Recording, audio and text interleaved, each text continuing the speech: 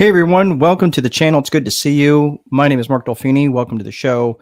You are members of the Time Wealthy Tribe. We're going to be talking today about leadership as a boss. And I've got a pretty cool story to share with you of someone who sent me an email who is struggling in their business. And I'm going to read that to you. I did take their information out of there. I didn't feel like it was appropriate to do that. And it made me realize I'm getting more and more of these. So I'm going to come up with a mechanism for you guys to get me stuff like this. If you want me to answer questions like this live on this show, of course, I will redact it. I will never put your name out there unless, of course, you want me to. And you say, hey, give me a shout out here in wherever you're from, Des Moines or Butte or New York or Manhattan, whatever. It doesn't make a difference. It's whatever you want me to do, I will happily do. But I just want to make sure that you are, first and foremost, are not being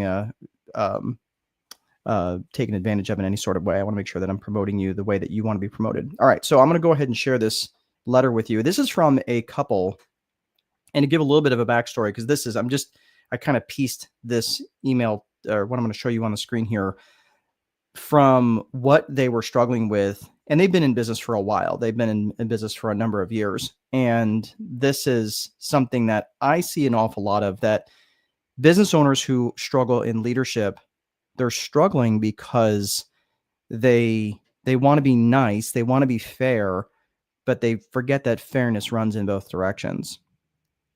And they don't know what to do about it. They've been nice, they've been fair, and this is something where they've got way too much caring, but they're missing something. And because they've got so much caring, they're getting walked all over. So if that sounds like you, listen to the rest of this. Let's go ahead and share what is going on with these folks. I want to share with you, so this is the beginning of the email. I want to thank you for your channel and all the various aspects of running a business. My wife and I run a small service-based business, and we have 4 employees.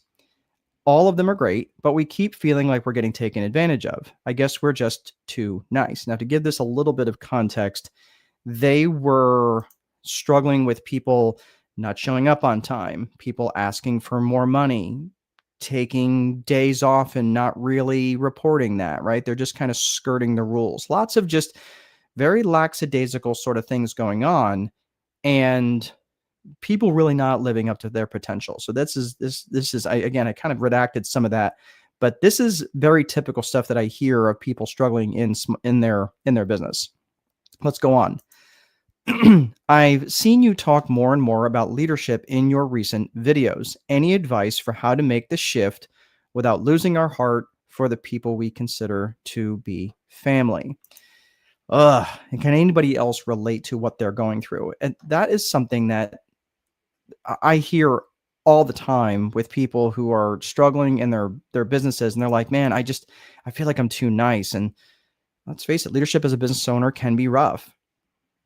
I'm coming on the outside of this. It's interesting that the timing of this comes up, because as I read through their email, and they're struggling with people who are coming in and out of their business. And right now I'm at the back end of a 90-day leadership challenge that I was going through with people in my tribe.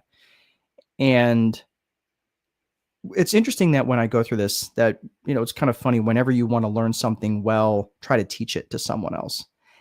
And I never really taught a leadership challenge before, although I feel like leadership is definitely one of my strong suits. So as I was going through this, I started recognizing the weaknesses that I had and the weaknesses in the team that I had. And since then, I had started bringing in people into my team, not just my tribe. When I say my tribe, I'm talking about the people that I work with and the people like you who like to be poured into. But I'm talking about people specifically who want to come and work for me. And I've got several businesses. I've got a real estate business, and I've also got this business here, Strategic Boardroom. As I'm looking at what I was creating in the 90-day challenge, and what I mean by that is people who really were coming to me, were looking for me at leadership, and I was looking at my strengths. I was looking at the things that were weaknesses of mine. I was looking at things that I could do better at, and all of my strengths and all of my struggles. Many of you know, if you've watched me at all before, you know I spend a great deal of time in study and in research. And in the last 90 days, that's been true as well. For those of you who study John Maxwell or read John Maxwell, you know he's very much into leadership. And he's been studying this for the better part of 40 years and been writing about it, written hundreds of books.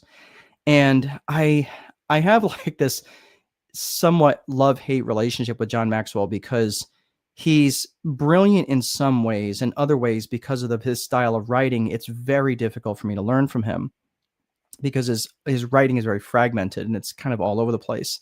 That's just my perception. I think he's brilliant. I'm not trying to take anything away from him. I've learned a ton from him, but I find myself kind of wandering as I'm reading his stuff. But all that said, I really appreciate what he's been able to do for me. And maybe it's just the nature of trying to teach leadership, right? That could be just the nature of the topic. So I spend a lot of time in study. Well, the latest book that I'm reading right now, that's been on the stack of in my stack of shame for a while, is called Leadershift, and written by John Maxwell. In that book, he talked about the 5 levels of leadership. Now, he's talked about the 5 levels of leadership in many of his books, and he's developed these 5 levels over the course of his 40 years of teaching leadership. A level 1 leader is where every leader starts, and that is a leader where you are in a position of leadership. So it's a positional leader, and you govern based on rights. Like, you follow me because I have the authority to fire you, get rid of you, make your life miserable, right? That's a positional leader. A level 2 leader is a permissional leader, right? That's someone who you will follow based on the relationship, based on what you have done for them, right? You're teaching them, you're growing them, you're nurturing them. That's a permissional type leader.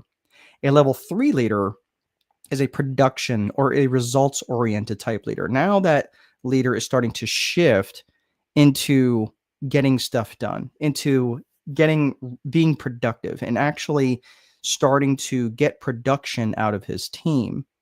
Level 4 leaders are people development leaders. They're the type of leader where they're starting to reproduce themselves. They're starting to reproduce other leaders. And the level 5 is a pinnacle leader where they are able to govern and lead by reputation and respect, and just because of what they have done in their sphere. So this is really, really important, because in this book, Leadership, I never recognized this before, and I've certainly heard these level 1 through 5 before. And the interesting thing was that he made a point about how difficult it is to transition, for most people to transition between level 2 permissional leaders and level 3 production leaders. That's the most difficult leap. And it's so interesting, and I never really thought about this. The reason why is because level 2 leaders are permissional leaders. They are about developing relationships. It's about getting people, it's kind of like getting people to like you, right? And even though that's not really it, it's about developing the relationship though. And sometimes what leaders do is they say, well, if they like me, they're going to follow me. And that is not the case. That they're not going to follow you because they like you. Trust and know that one of the most heartbreaking things is that when people truly like you and then they go off in a different direction, it can be a very hurtful thing to weather. Ask me how I know. When you get to that level 3 leader, that's when you're starting to become a productive leader. And that's when you're starting to get and gain production out of the people that you're leading. And that is a very difficult task, because when you're a level 2 leader, you want people to like you. It's kind of nice when people like you, right?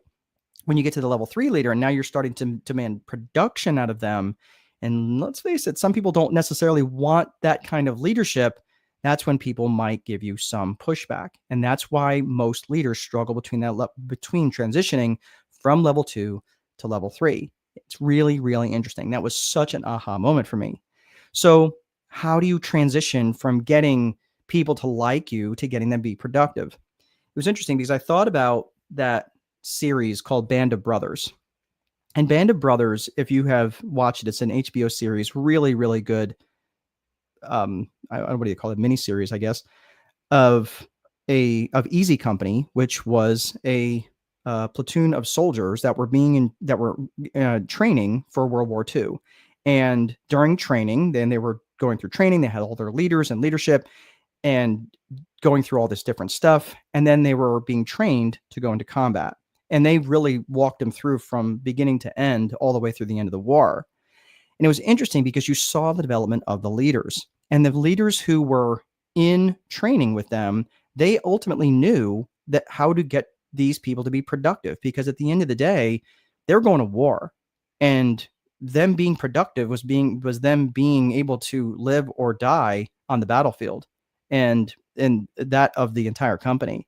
So this is how you transition from level 2 to level 3. And this was so brilliant. And again, this is something that John Maxwell had written about. It's the difference between caring versus candor. Caring versus candor. And I would argue that you need equal parts of both caring and candor. Yes, you have to care for your people. And that is absolutely essential, because people don't care what you know until they know how much you care. That's pretty straightforward. The thing is, if you are nothing but caring, people are going to walk all over you. On the other side, candor is when you're direct. You can tell them what they need to be told. And when you tell them what they need to be told, now you're telling them, hey, look, you need to produce. This is what my expectations are of you. But if you have too much candor, now you're a jerk. Now you're a tyrant, and people will resent you. And that's not effective either. I went through this book called Grit by Angela Duckworth, and it made me think about how she talked about giving feedback. And she labeled it brilliantly. And she said, when you're giving feedback, and this is where you can really elicit a lot of candor and give really good feedback, and saying, look, I'm giving you this feedback because I have very high expectations for you, and I know you can reach them.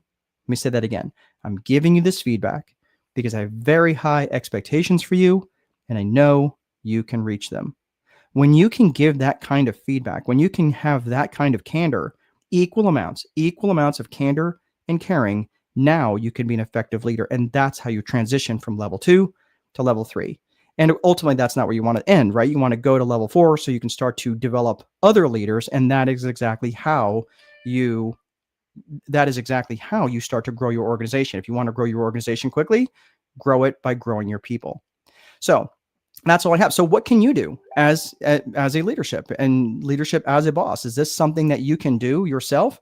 Yeah, I think it is. I think it's something that you can do. Now, for those of you who are interested in this, like and subscribe to the channel. I'm going to be putting more of this stuff out here. I'm going to find a link. I'm going to create a link that you guys can submit stuff like this.